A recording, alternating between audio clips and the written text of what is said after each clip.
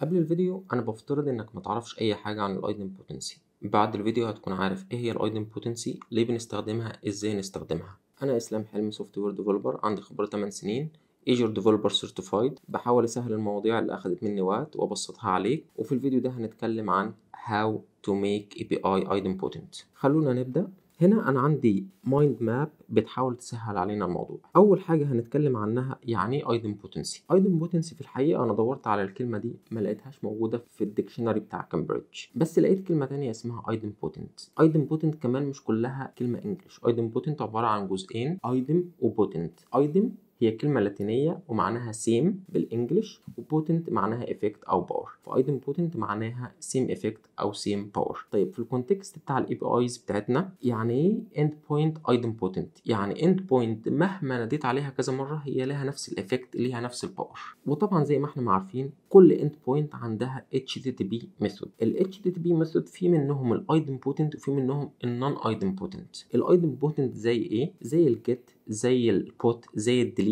فور اكزامبل لو ندهنا على اند بوينت من نوع ديليت، الاكشن هيحصل مره واحده بس بغض النظر انت ندهت عليها كم مره. نفس الكلام في البوت، لو ندهنا عليها كذا مره هتعمل ابديت على الريسورس مره واحده بس. على الناحيه الثانيه عندي HTTP ميثود مش ايدم بوتنت. زي ايه؟ زي البوست، وده موضوع الحلقه بتاعتنا، ازاي نخلي النون ايدم بوتنت ايدم بوتنت. البوست باختصار بتخليني اعمل كرييشن لريسورس كل مره انده عليها، فهي ما عندهاش نفس الايفكت او نفس الباور. كل مره بنده عليها بتديني اكشن مختلف، بتديني ريسورس جديد. ليه انا عايز اخلي النون ايدم بوتنت؟ عشان اقدر اخلي الكلاينت اللي بيكلم الاي بي اي بتاعتي يقدر يعمل اوتوماتيك ريتراي لما ما يجيش ريسبونس من السيرفر. هنا في سؤالين، يعني ايه ما يجيش ريسبونس من السيرفر؟ وليه ما اقدرش اعمل اوتوماتيك ريتراي من غير الايدم بوتنسي؟ السؤال الاول، يعني ايه ما جاش ريسبونس من السيرفر؟ يعني الكلاينت بعت ريكوست للسيرفر وما حصلش اي ريبلاي من السيرفر، وده بيحصل بسبب ان حصل نتورك جلitch او نتورك ايشيو خلت الريسبونس ما يرجعش، او حصل ريكوست تايم اوت خلت برضه الريكوست ما يرجعش. ايه الستاتس كود اللي بترجع لنا مثلا لو حصل نتورك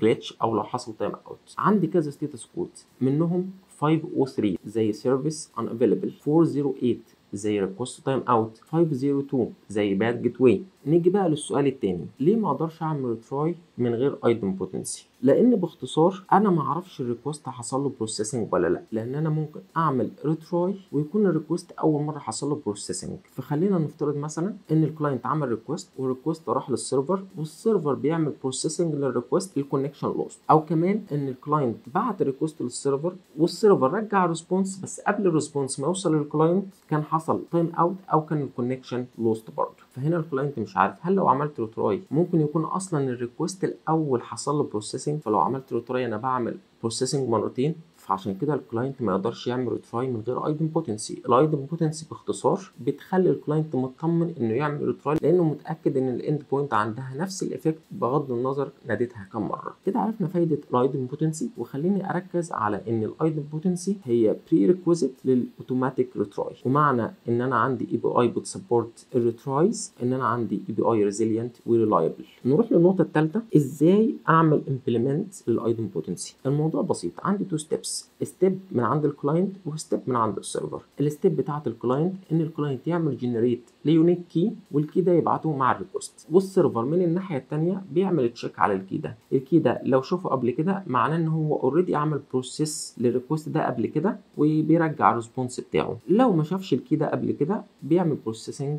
للريكوست وبيشيل بعد كده الريسبونس بتاعه عشان لو جه ريكوست تاني بعد كده بنفس الكي. طيب خلينا نشوف الكود عامل ازاي. انا عندي اند بوينت اسمها بروسيس بيمنت، مسؤوليتها انها تعمل ديبت للكارد بتاعت اليوزر، فده المين لوجيك بتاعها ان هي تعمل ديبت وخلاص على كده. طيب فين الايدم بوتنسي في الموضوع؟ الايدم بوتنسي بتبدا زي ما قلنا ان الكلاينت لازم يكون باعت ايدم بوتنسي كي، فهتلاقي اول ستيب عندي في الاند بوينت ان انا بدور على الكي ده في الهيدرز. هل انا عندي كي اكس داش ايدم بوتنسي داش كي؟ لو ما عنديش الكي ده هرجع ايرور ان انا ما عنديش الكي ده، لان انا متفق مع اي كلاينت هيكلم الاند بوينت بتاعتي ان انا الاند بوينت بتاعتي بتسبورت الايدم بوتنسي، وده معناه ان لازم يبعت لي الكي ده مع كل ريكوست هيبعته.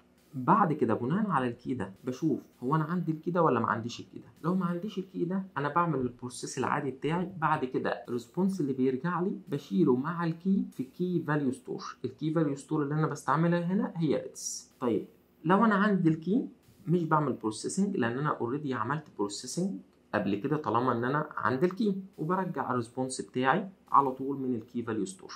هنا هتلاقيني مزود حاجه ليها علاقه باللوك.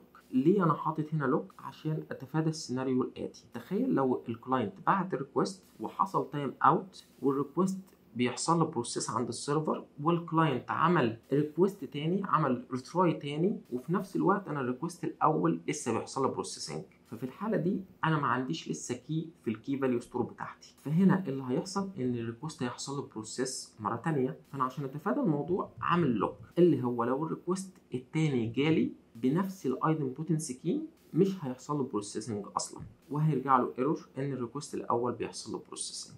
بكده نكون غطينا معظم الكود بتاعنا، ويبقى السؤال هنا هو احنا ليه بنستخدم ريدس اصلا؟ احنا بنستخدم ريدس عشان انا مش عايز احط الورك لود بتاعي على الداتابيس بتاعتي، وكمان انا عايز اشيل الكي لفتره معينه، مش عايز اشيل الكي على طول. انا عايز اشيل الكي ل 10 دقائق فور اكزامبل، لان انا متاكد ان بعد ال 10 دقائق مفيش حد هيبعت لي الايدن بوتنسي كي ده تاني. بكده نكون خلصنا الكود، ويبقى ان احنا نجاوب على شويه اسئله. السؤال الاول ليه علاقه بالنتورك جلitches والنتورك ايشوز. في ناس بتقول طب هو احنا النتورك ايشوز احنا مش بنشوفها على طول، ده بتحصل مره كل مليون ريكوست، هل محتاجين نعمل سولوشن كامل عشان يتفادى المشاكل دي؟ هقول لك معاك حق، هي بتحصل مره في المليون، بس انت لو عندك سيستم كبير بيعمل بروسيس لملايين الريكوستس ديلي، فانت النتورك جلitches هتشوفها كل يوم عندك. نيجي للسؤال التاني، هل انا محتاج اخلي كل اند بوينت عندي ايدن بوتنت؟ اكيد لا، لان زي ما شفنا الكود شويه كومبلكس بعد ما حطينا اللوجيك بتاع الايدن بوتنسي. بس في اند بوينتس بعينها محتاجه انها تكون ايدن بوتنت،